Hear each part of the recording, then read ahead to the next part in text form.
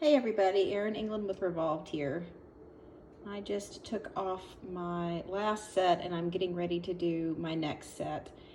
And I have decided to throw caution to the wind a little bit and use paper forms and polygel. I have not ever used paper forms before, but I have some funky shaping in my thumbnail on both hands. And just the pre-form dual forms never seem to really fit my nails properly, so I wind up with a good look on the top, but underneath there's gaps and things. And I guess because I worked in healthcare for so long, the thought of any dirt or anything that could be growing in between my fake nail and my natural nail just totally grossed me out. So paper forms are supposed to allow you to custom fit to your nail, so there should not be any sort of gap between my natural nail and the built-on nail. Now, of course, I can't do anything the easy way.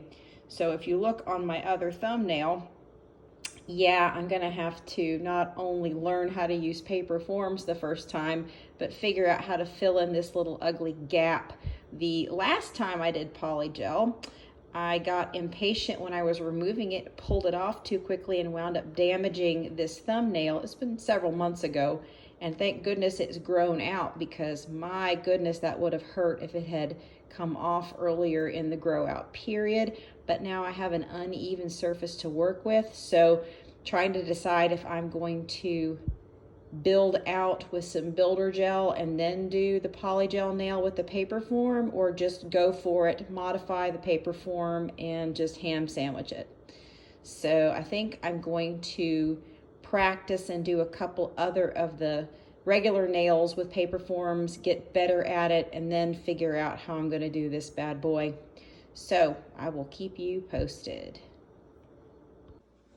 So this is my first experience with experimenting with the paper forms. So I removed the backing and this little piece comes off, and from all the other videos I've seen, you're supposed to take it over, turn it over rather, and then put your sticker piece here to help stabilize the shape, and flip it over, rip along this perforation, and then slide it on the nail.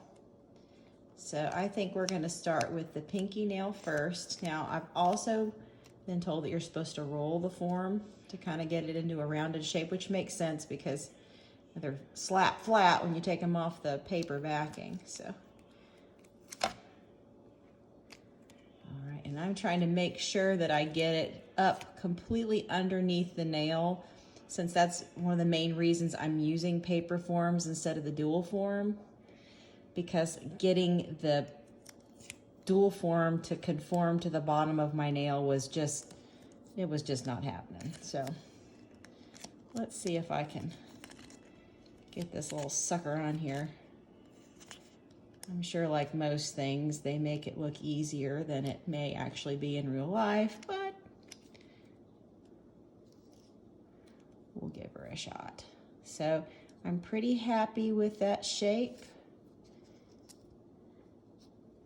I don't know, still some gappy there, some gappiness there. I'm not real excited about. I'm gonna reposition this sticker here and see if maybe I change the angle. See, the problem I'm running into is when I change the angle of the sticker, then the nail form underneath it does something weird. So that's my first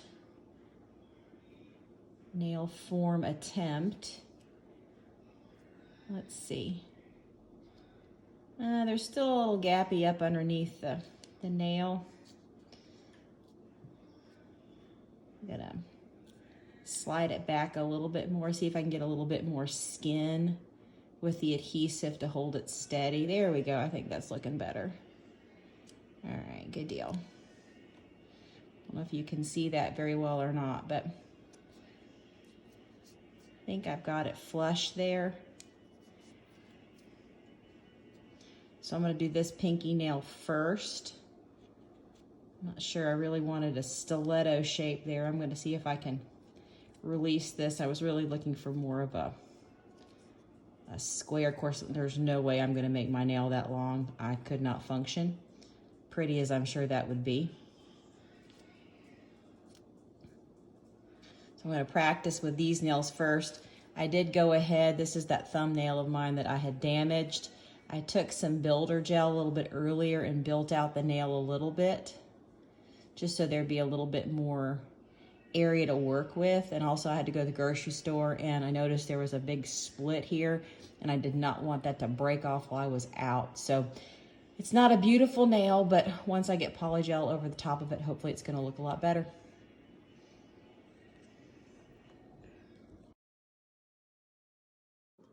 Okay, so I'm back. I did paper forms on all of my fingers on both hands. This is post polygel application. I did one layer of the solid color up to and covered over my natural nail. You can see it a little bit under the solid color because it's a bit sheer. You know, a lot of people will cut their natural nails down. I didn't really want to do that, so I pulled the solid color up to camouflage my natural nail a little bit before I put the clear tip on.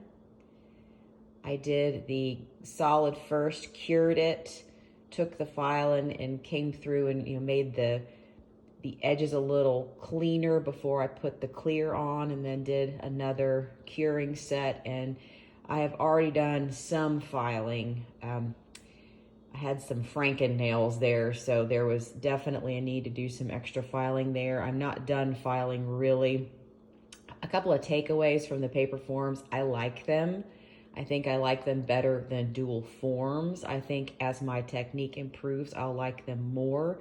I did notice, and you can notice here, some of my nails, of course, curve more than others. And when you've got a straight sticker paper form, it doesn't curve. So trying to get the paper form in there so it would be a straighter nail and not give me this hook echo kind of a thing was a little bit trickier, but I'm sure as I practice more, I'll get better at it.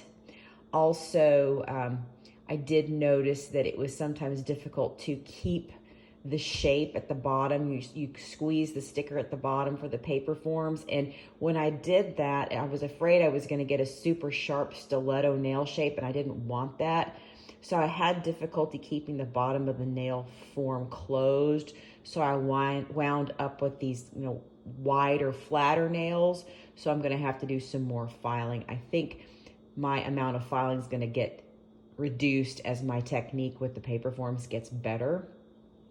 So anyway, I am going to probably file these down some more, decide if I am adventurous enough to leave this length. I think it looks really cool. It's really fun. I was able to get my contact lenses in and out without taking my eye out with me. However, it's definitely going to limit my jewelry choices and some of my clothing choices because latches and catches and things are a little bit more problematic with these. So I don't know if I'm going to wind up cutting these down or not. I'll be back with a more finished version, and we may actually do some rhinestone application. Just get crazy with it.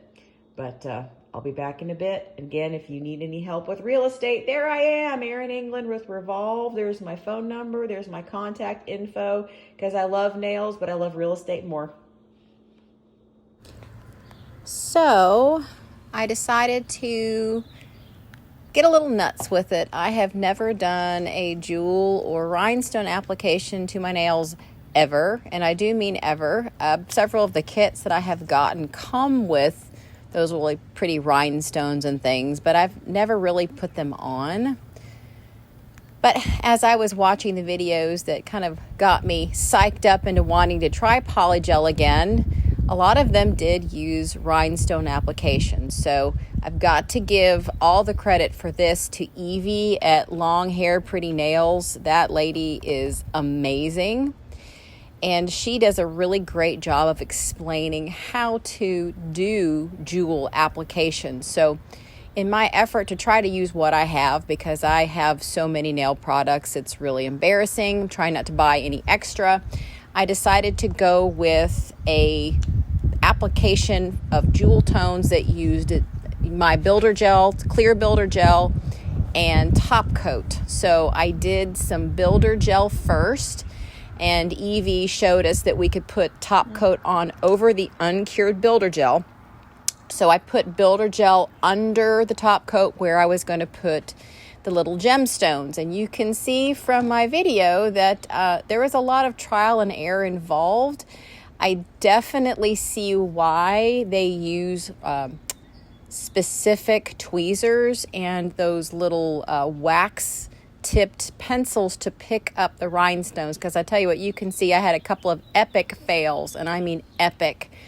So when I did finally get the rhinestones where I wanted, and it definitely took a hot minute, I would go over, there's a lamp off camera, a nail lamp, and so I would cure the nail with the rhinestone in place for 60 seconds to try to keep it from sliding. And if I had to do a multiple rhinestone application, very often I would do a flash cure for 30 seconds and then come back, replace the rest of the rhinestones on there, and then do a completed cure for 60.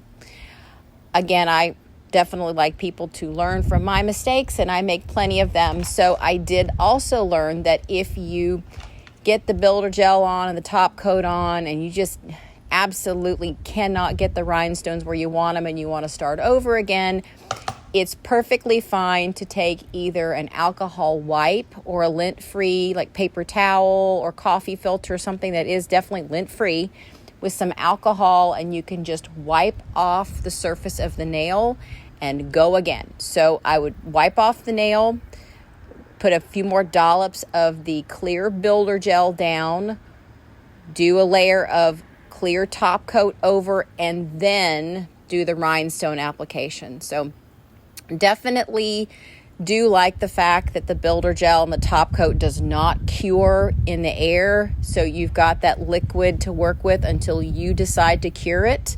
That's definitely a pro. The con is, of course, is that it is a liquid. And if you have, a lot of heavy rhinestones, or you have, elaborate design, you may have to cure more than once. You may have to redo. So I may in future, explore getting some of the rhinestone glue. I know Evie at Long Hair Pretty Nails recommends the Poochie's Bling gel and their top coat. So I'm not completely averse to trying that out in the future. I did think it was a lot of fun. I did eventually enjoy putting the rhinestones on, but it did take a long time. So not something that I would do if I was in a hurry, for sure. But, anything with nail art, you've got to be prepared to take some time with and be patient with. Now, I'm the kind of person, I like doing kind of fussy, close work. I enjoyed smocking my girls' dresses when they were little. I like doing things that requires you to just completely focus. It kind of keeps my crazy mind from wandering all over the place. So that's one of the reasons that I enjoy doing nails, and I enjoy doing nail art. But it's definitely, again, not something that I would do if I was in a super hurry to get finished. If you're going to need a quick manicure, this is not the way to do that. You can do quicker manicures, I think, if you just do a simple dip nail application. I still love my dip powder. My oldest daughter, Afton, got me hooked on dip powder back in the pandemic, and she got me started on my nail journey. So I owe her all the credit and all the blame. Sorry, honey, love ya. For my passion with nails. So anyway, it is a lot of fun, and I have truly enjoyed it. All right, so this is what the nails look like. I've charged them up in the nail lamp.